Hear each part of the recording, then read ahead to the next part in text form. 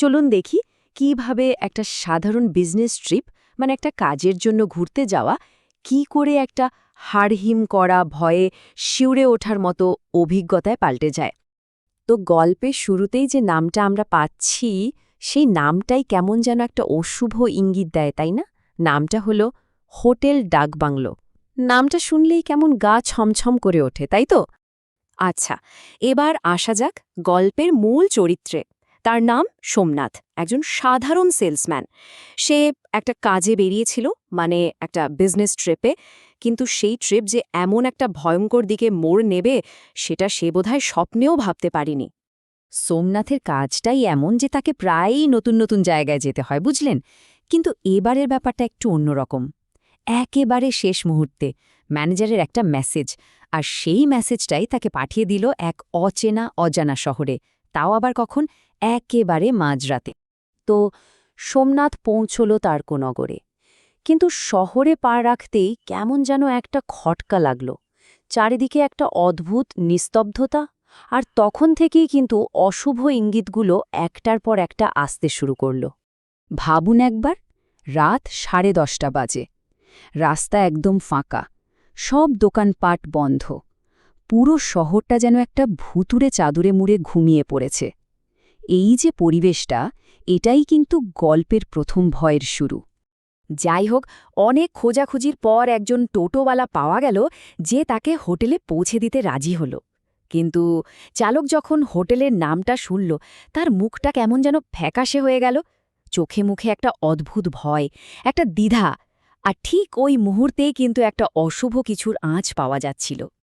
দেখুন, টোটো চালক কিন্তু শুধু আকার ইঙ্গিতে ভয় দেখায়নি, সে সোজাসাপটা বলে দিল, দাদা, ওই হোটেলে কিন্তু ভূত আছে, একেবারে সরাসরি। কিন্তু আমাদের গল্পের হিরো সোমনাথ তো এসব মানে না। সে যুক্তিবাদী লোক, সে এই কথাটা হেসেই উড়িয়ে দিল, পাত্তা দিল না একদম। তো যা হওয়ার তাই হল। সোমনাথ চালকের কথা কানেই তুলল না। সে সোজা গিয়ে হোটেলে ঢুকল। আর ঠিক এখান থেকেই গল্পের আসল ভয়টা শুরু হল।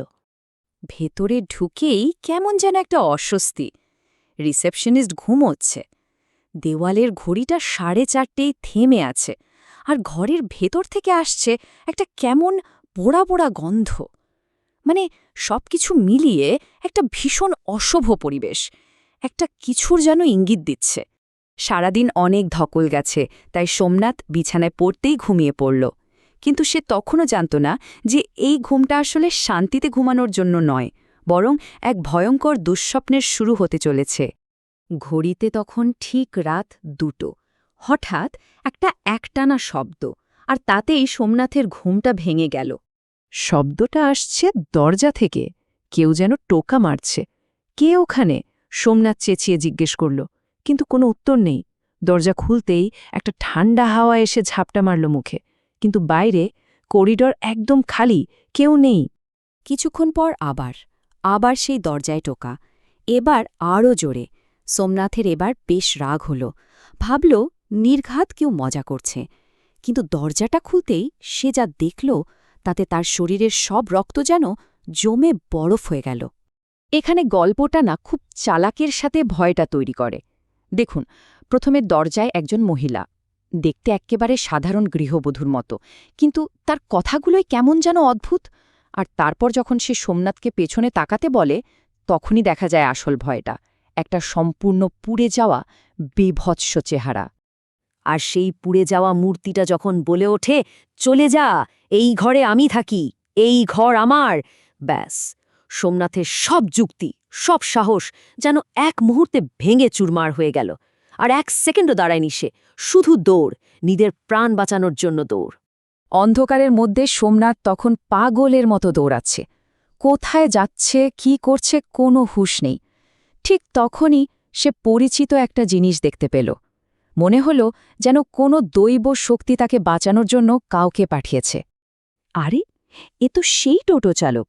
সে বাইরেই দাঁড়িয়েছিল, এমনভাবে যেন সে আগে থেকেই জানত যে সোমনাথের পালানো দরকার পড়বে।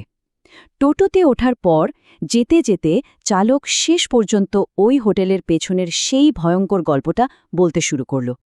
এই গল্পটা শোনার পর মনে হচ্ছে যেন সব পাজল মিলে যাচ্ছে, তাই না? সোমনাথ যে দুটো আত্মার দেখা পেয়েছিল তাদের এই পরিণতির কারণ তাহলে এটাই। ব্যাপারটা যদিও অলৌকিক, কিন্তু একটা ব্যাখ্যা তো পাওয়া গেল। কিন্তু দাঁড়ান, গল্পের মধ্যে একটা ছোট্ট খটকা আছে। সোমনাথের মাথায়ও প্রশ্নটা এলো, স্বামী তো হোটেলেই মারা গেছিল, তাই না?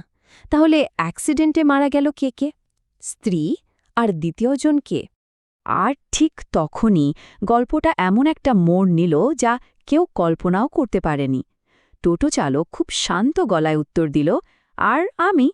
এই উত্তরটা শোনার পর সোমনাথ কিছু বুঝে ওঠার আগেই তার চারপাশের সবকিছু যেন কেমন ওলটপালট হয়ে যেতে শুরু করল। চোখের সামনে টোটো চালকটা আস্তে আস্তে হাওয়ায় মিলিয়ে গেল।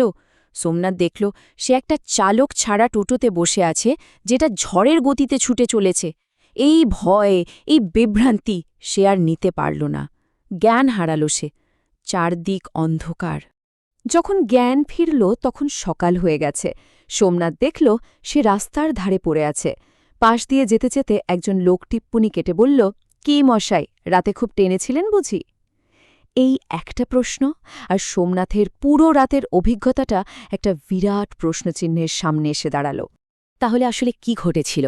সত্যিই কি ওটা একটা ভয়ঙ্কর ভুতুড়ে অভিজ্ঞতা ছিল, নাকি সবটাই একজন ক্লান্ত, সম্ভবত মদ্যপ মানুষের দুঃস্বপ্ন? গল্পটা কিন্তু এর কোনো পরিষ্কার উত্তর দেয় না, আমাদের একটা অদ্ভুত দ্বিধার মধ্যে ফেলে রেখে যায়। ভাবার মতো বিষয়, তাই না?